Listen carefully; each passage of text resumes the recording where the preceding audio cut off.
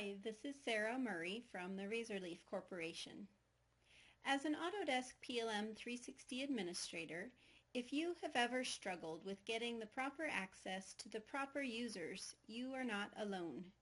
Setting up user security takes some time, but it can take much longer without a good understanding of how all the elements of the security model work together. In the next 5 minutes, we'll walk through a scenario to help develop this understanding. Let's take an example business application to track training for users. We'll focus in on one Autodesk PLM 360 workspace in this business application, namely Training Job Description. The scenario is that we have a user named 𝙤𝙊𝙍𝙍 in a group called Training Editors.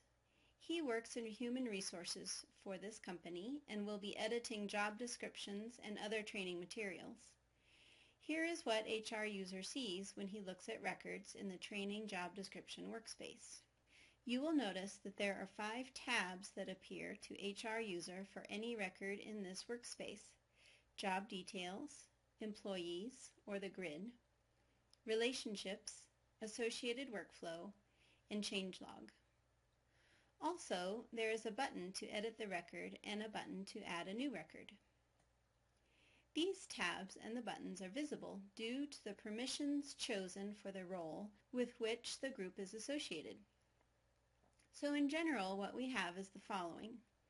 Permissions are included in a role is associated with a group, and users are assigned as members of a group.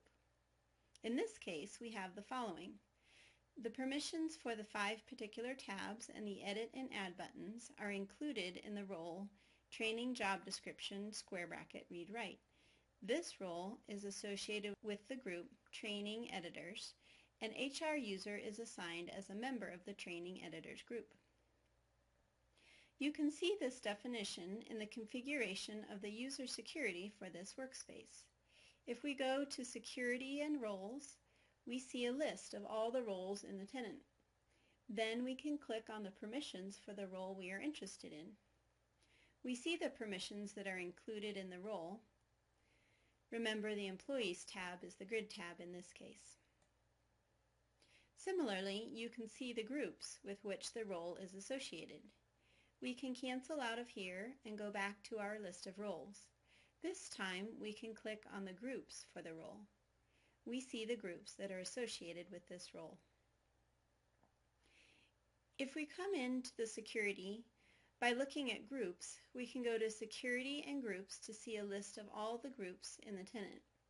If we go to the Training Editors group, we can look at the roles that are associated with this particular group.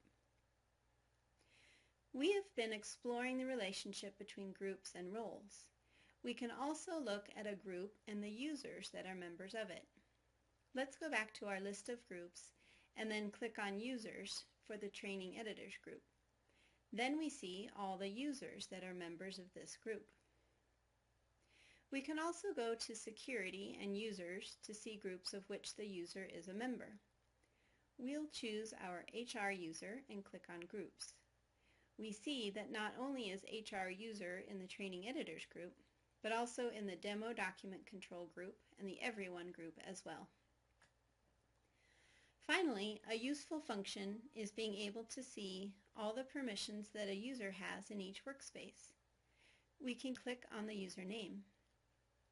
Now we can go down to the Training Job Descriptions workspace and expand it to see all the permissions that 𝙤𝙊𝙍𝙍 has in this workspace, which is pretty cool because if a user is having trouble accessing a workspace or a portion of a workspace, this is a way to see in a glance what they can do within the workspace, and you can adjust their access according to business need.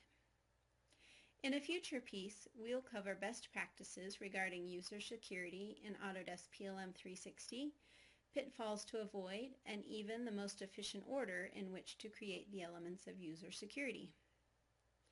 If you have questions about Autodesk PLM 360 user security, or about how implementing Autodesk PLM 360 could benefit your business, please feel free to contact us via our website at www.razorleaf.com.